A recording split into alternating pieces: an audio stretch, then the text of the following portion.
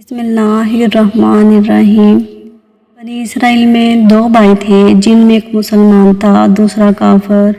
دونوں دریا کے شکاری، کافر بت کو سجدہ کرتا تھا مگر جب مچھلیوں کے لیے جال دریا میں ڈالتا تو اس قدر مچھلیاں اس میں آ جاتی تھی کہ اس کو کھینچنا مشکل ہو جاتا، مگر مسلمان کے جال میں صرف ایک ہی مچھلی آتی تھی اور اسی پر صبر کے ساتھ خدا کا شکر ادا کرتا تھا۔ اتفاق سے ایک روز اس مسلمان کی بیوی اپنے مکان کی چھت پر گئی تو اس کی نظر کافر کی بیوی پر پڑی جو زیور اور بہترین لباس سے آراستہ تھی۔ یہ دیکھ کر اس مسلمان کی بیوی کے دل میں وسوسہ پیدا ہوا کہ کاش میں بھی ایسی ہی ہوتی۔ تو کافر کی بیوی بولی، تو اپنے شوہر کو آمادہ کر لے، وہ بھی میرے شوہر کے معبود یعنی بت کو سجدہ کرے تاکہ تو بھی میری طرح مالدار ہو جائے۔ یہ سن کر مسلمان بھائی کی بیوی کچھ غمزدہ سی ہو کر نیچے آئی اور جب اس کا شوہر گھر آیا تو اس نے بیوی کا حال متغیر دیکھ کر دریافت کیا، آخر کیا بات ہے جس سے تو اس قدر غمزدہ معلوم ہوتی ہے؟ تو وہ کہنے لگی، بس میاں، یا تو تم مجھے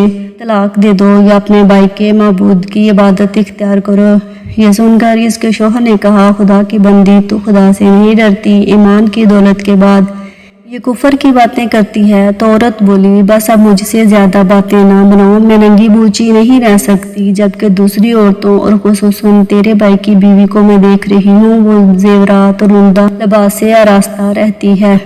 جب اس مرد مومن نے دیکھا کہ عورت ضد پر اتر آئی اور اس کا اصرار حد سے بڑھ چکا تو اس نے عورت کو تسلی دی، کہا، اچھا، گھبرانے کی ضرورت نہیں، میں کل سے کاریگروں اور مزدوروں میں جا کر محنت کر کے تجھے روزانہ 2 درہم دیتا رہوں گا، تو اس سے اپنی حالت درست کر لینا۔ یہ سن کر عورت کو کچھ تسلی ہوئی اور سویرے ہی وہ مرد مومن مزدوری کی تلاش میں نکلا، لیکن کسی نے اس کی بات نہ پوچھی۔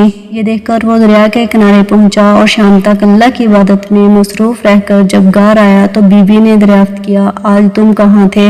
وہ کہنے لگا، میں بادشاہ کی خدمت میں تھا، اس نے مجھ سے 30 دن کام کرنے کی شرط رکھی ہے۔ عورت بولی کہ آخر وہ بادشاہ تم کو کیا دے گا؟ تو اس نے جواب دیا، میرا بادشاہ بڑا کریم ہے اور اس کے خزانے مال و دولت سے بھرے ہوئے ہیں، وہ مجھے وہ دے گا جو میں چاہوں گا۔ چنانچہ اسی طرح برابر وہ اپنے اللہ تعالیٰ کی عبادت میں مصروف رہا اور 30ویں رات ہوئی تو بیوی نے کہا، سنو میاں، اگر کل تم نے مجھے مزدوری لا کر نہیں دی تو تم پر مجھے طلاق دینا لازم ہو جائے گا۔ یہ سن کر اس کو کسی قدر پریشانی لاحق ہوئی۔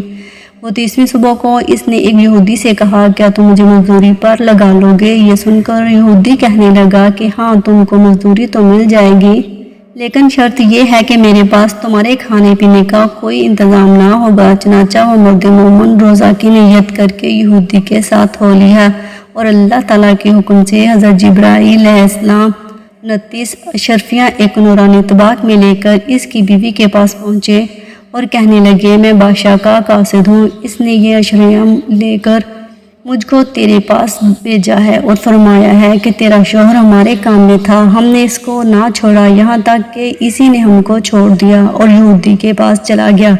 اگر وہ ہمارا کام کرتا تو ہم اس کو اور زیادہ اجرت دیتے، بس ایک اشرفی کی کمی اسی وجہ سے ہوئی۔